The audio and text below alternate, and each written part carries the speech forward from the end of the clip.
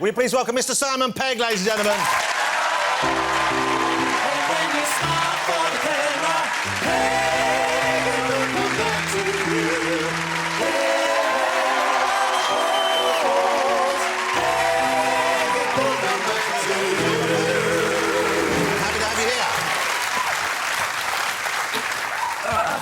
Yo, Simon, what's up? What's up? What's up? Huh? So thought I'd start being a bit kind of trendy for the kids there. Do you ever say that? Have you ever said, what's up? Do you give people the high five? I always do that these days. What up, man? That kind of stuff. Have you ever called your wife my bitch, ever? Not to her face.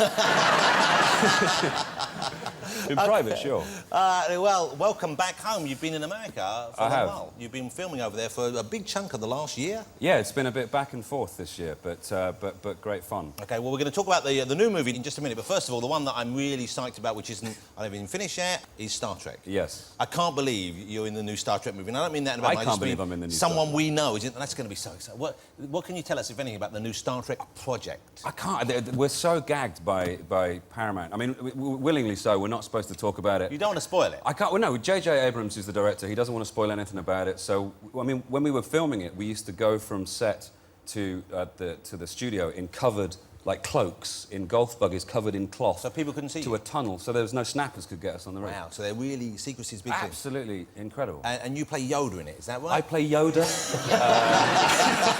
Typecast again. No, can we say what you're playing there? Yeah, I'm playing Scotty. You play Scotty? Yeah. What? She cannot take it, Captain. Remember Scotty?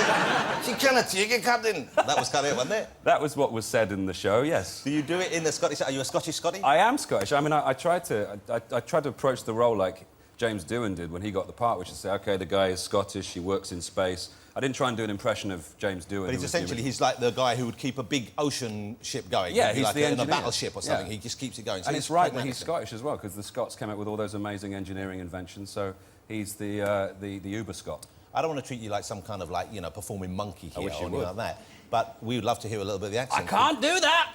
Why not? Because I'll be sued in the face. Sued in the face? Is that some sort of really aggressive legal tactic? That's highly litigious nastiness. This parent will sue my arse off and stick it where my head should be. What if you said it while I coughed? But then I'll do it for you later, privately. Oh, yeah. You're going to love that, aren't you?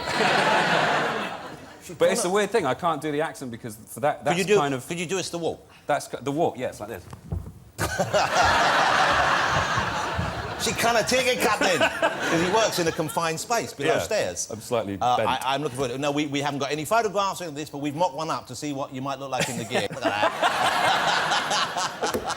That's exactly how I look. OK, so where do you live now? You still live... Because when you're filming like that for a period... Now, when I know people who go after it, it seems so... It's such a strange life that you're away for such a long period, working away from home. I still live in London. When I go to over there, I live with some friends in the San Fernando Valley. Well, that's nice. So you have people around you, not totally... Yeah, I don't like living in hotels. They drive me kind of crazy. OK, so you're over there for a large period of time working, and you enjoy being in the States? Do they know who you are now? Because I know Spaced has a lot of fans, but it wasn't a kind of big network here like it was over here. Yeah, well, we launched it in... Weirdly enough, because of Shaun of the Dead and Hot Fuzz, Spaced came out in America on DVD this year after 8 years. Wow, so it's a long gap. And went to #2 in the Amazon charts and was huge, which was really nice, you know, to finally get that vindication. I'm curious as well, because, you know, I love the show Spaced, and I love the performances, I love the idea, where it was set, I also love the way it was shot by very talented Edgar Wright, of course. He's gone. He's in LA now. He's in LA as well now. Lost him. Did they ever want to make a US version? Because normally they tried we never hear of it. So what happened? They did it without asking us because we didn't own the rights to it. So they just... And then they used our names in the publicity, which kind of annoyed us. So did they actually make one? Yeah, they made a pilot. Wow, what was it like? Awful. Who was in it? Awful people. Yeah, no, they were okay. It wasn't the actors' fault. It was just they just didn't get it really, and it just It's kind of all about the tone as much as anything. It's a very peculiar piece of work. There has to be. Yeah, and it was. I have it at home. I'll bring it round when I come round. It's another thing everyone here will really enjoy. They're so cool to me. I apologise. The new movie, Simon Pegg is in this week. I'm relieved to say it's great fun. I went to see it, and you know, you always worry when you have something on the show, am I going to like it enough to really be able to say genuinely I like it? And it's great. And you are, without doubt, the best thing in it. Congratulations. Thank you very much. You don't have to tell the other actors that, but I felt that way. And it's just as well, because you're the star of it, of course. Tell me about the genesis of this, because it's based on a true story or true events in someone's life? Yeah, it's based on the memoirs of Toby Young, the journalist who went over to New York to work for Vanity Fair. thinking he was going to sort of tear things down and be very sort of radical, radical, yeah. incendiary. He ended up just kind of failing miserably over 5 years. And so the film is a kind of condensed version of that story. You know what? I found, I know I've seen you do this before, but I was very impressed by the physical comedy you do. You do a lot of that. I mean, you do a lot of stuff which involves strange movements and falling over and stuff like that. There's a lot of acting as well. I don't mean to say... That's all I've got, Jonathan. No, I don't mean to say it's like a Lee Evans gig. You know, it's not like... Yeah. Sorry, that was Scotty. Yeah. But you do a lot of that as well. And do you enjoy doing that sort of thing? Because you don't see... That's fine. Those kind of things, those kind of comedy basics, just falling over, that kind of stuff. It's kind of like...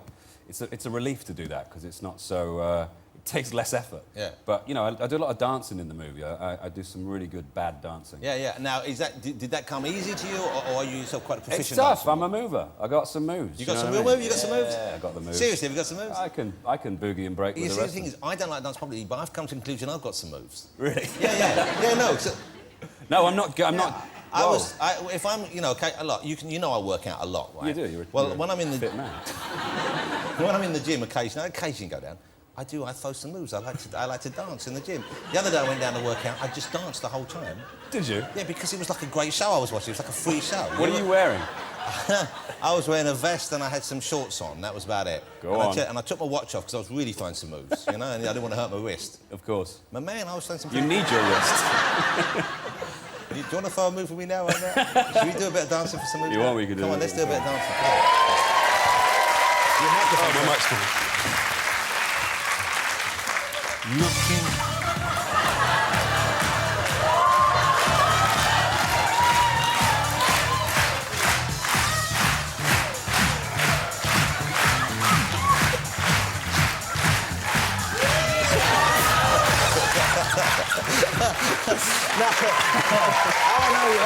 That was horrible, wasn't it? I think that was horrible for everyone to watch. And for us to... We hadn't planned on doing that. I don't know where they found the music from. I was going to sing while It was incredible. It was like it was something we both wanted to do. It felt very organic to me. Oh, dear but then Lord. I think the audience will agree. I feel the best moves. OK, so... the movie itself takes place in kind of, what is it? It's nearly the present day, just a few years ago. It's kind of, well, the book was set in '95, but the film is set now. It's kind of, because this is a time when that sort of celebrity worship is at a ridiculous high. It was at a real high. You work with some great people in the film, of course. Very lucky to, yeah. You get to clinch with some very gorgeous young actresses. I do. I'm in a sandwich with a couple of hotties. Kirsten Dunst and Megan or Megan? Megan. Megan Fox. Now, listen, you're punching way above your I weight know. there, right? Mate, I know. But what's brilliant is that, you know, what a great job I've got. I bet you did your Scottish accent for her when she asked. My wife is Scottish, so, yeah. That's how I got my accent. Is that where you got the accent from? Yeah. OK. When your wife gets angry with you, what does she do? Does she use any colourful Scottish phrases? Is that you? You're trying to make me do Scottish accent. No, that was really not on my mind. She calls me something called heed the ball. Heed the ball? Heed the ball. Are you sure she's not Iranian? No, it means head the ball. Head the ball? Yeah, it's like for a bit of a foolish boy. Any Scots know that? Yeah. Yeah.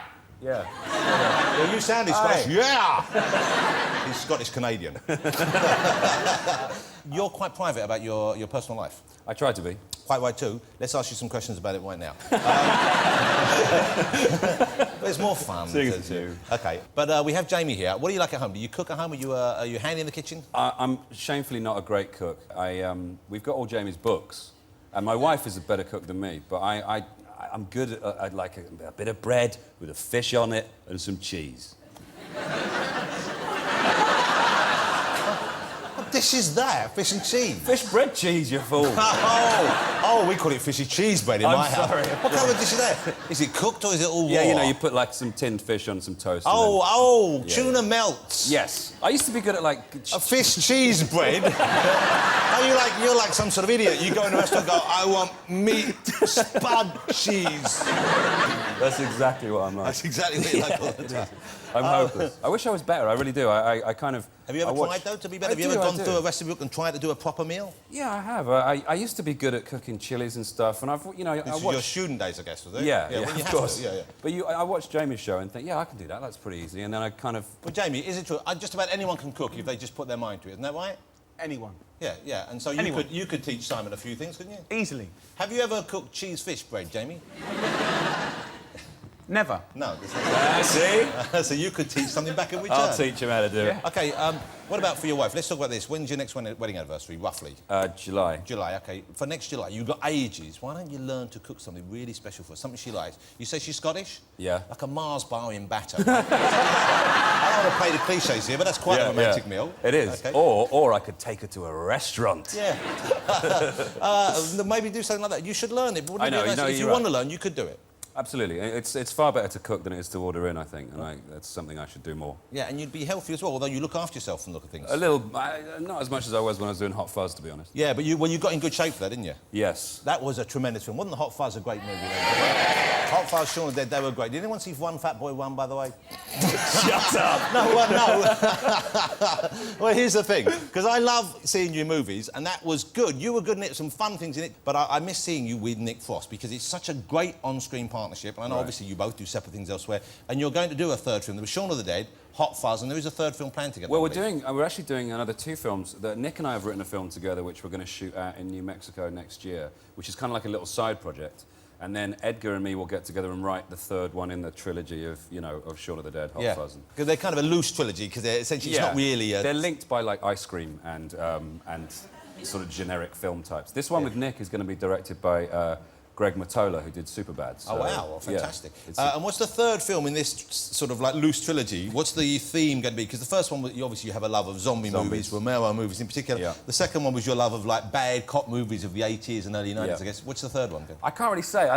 We're trying to keep it close to our chest. You know what it is? These days, the internet, don't hate me, the internet is such a tool for information. If you say the tiniest thing, it gets out there and everybody knows it. It's so infuriating. It's so infuriating, Jonathan. Right. I sounded very prim then. I bet it's going to be science fiction. Might be.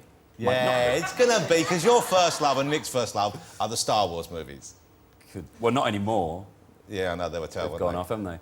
But no, it's the road movie one with me and Nick is like 2 comic book geeks. It's going to start at Comic-Con. That's great, but we're not asking about that right now.